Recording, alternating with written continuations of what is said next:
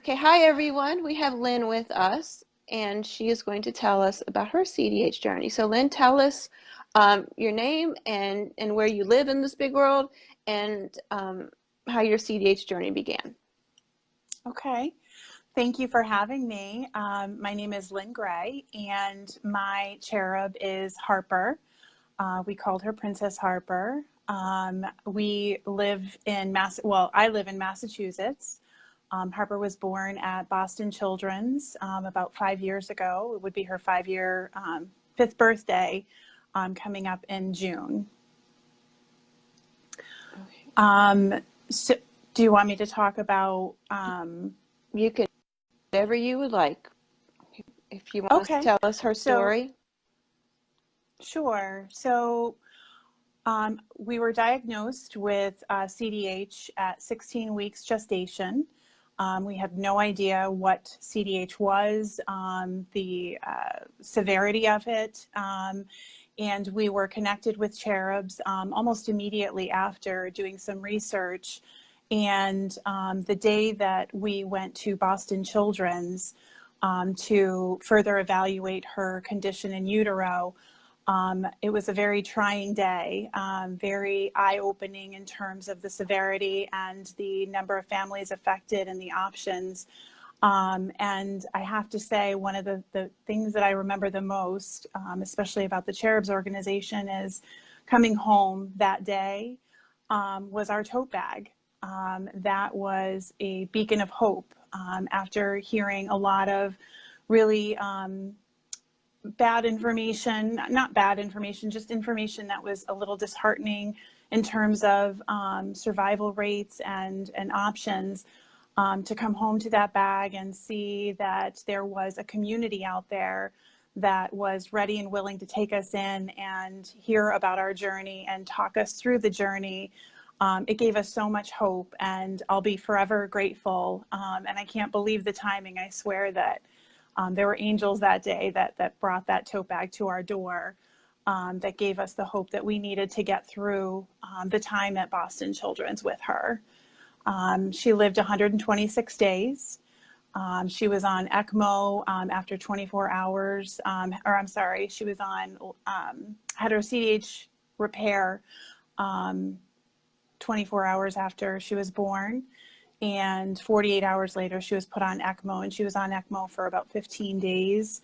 And throughout that journey, we had families that belonged to the Cherubs organization reaching out and talking us through it. And I mean, even before she was born, there were families that had connected with us, and we're so grateful for that.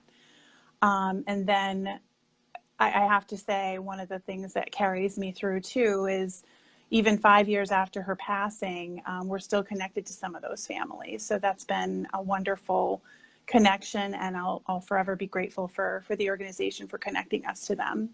Oh, well, we're honored to be a part of Harper's life and memory, and thank you for letting us do what little we're able to do. Um, so tell us about Princess Harper. I mean, She she's an angel. The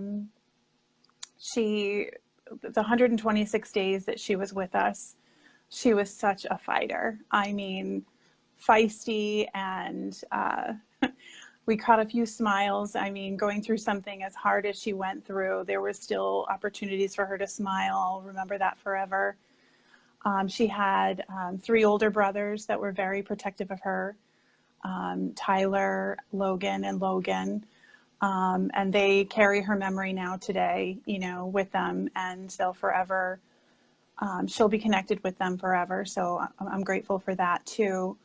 But they got a chance to hold her. Her grandparents got a chance to hold her. She loved her cuddle times. And, you know, all of the doctors and nurses that we worked with became a part of our family as well. You know, when you live in a hospital for that amount of time, it's hard not to be connected, and they're going through that journey with you. So we're grateful for all of the support there as well.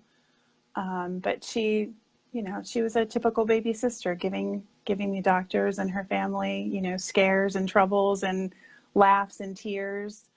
You know, and 5 years later, her legacy is still very strong in the supporters for her and her journey. That's wonderful.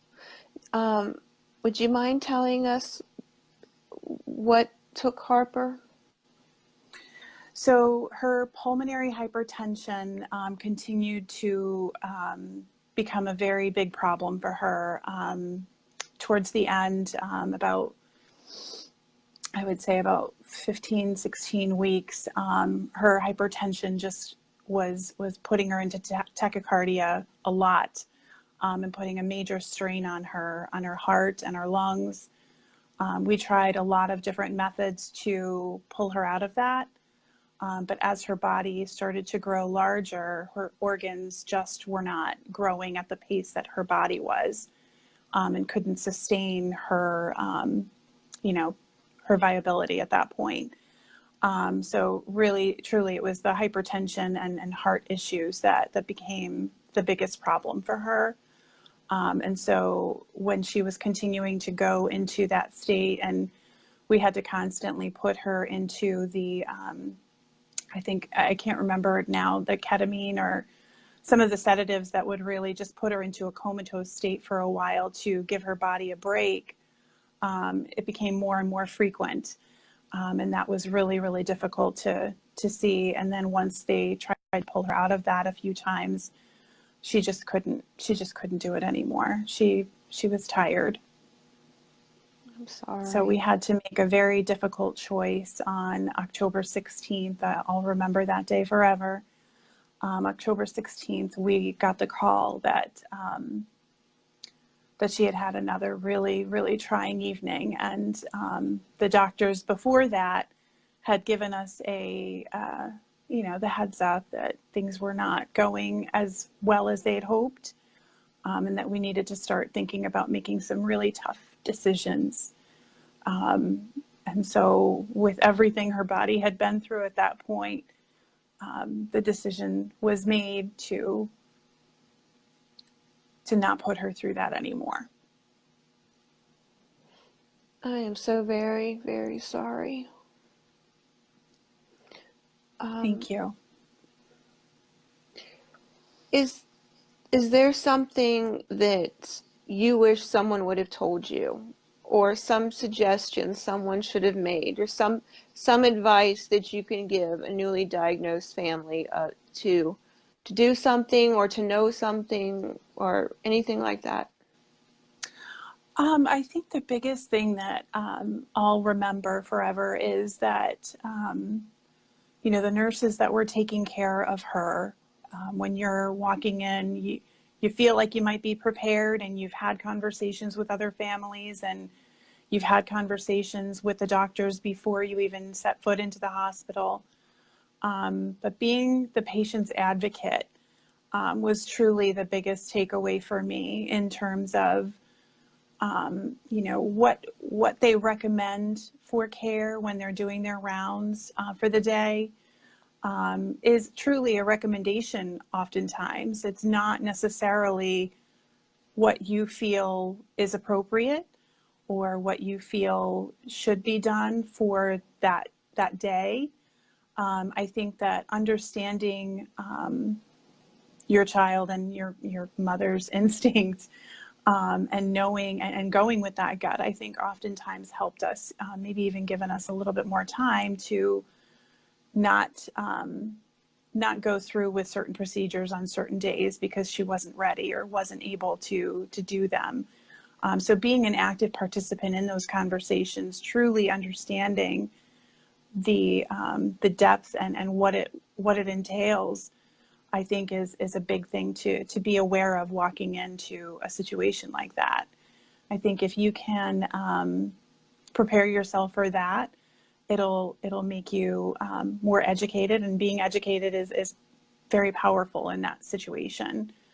So I think that understanding your options and understanding that you are the advocate, and if you don't want something done or you do want something done, you know, having a voice and speaking up and saying those things, I think is truly important for the care of any any child, but in this situation more specifically.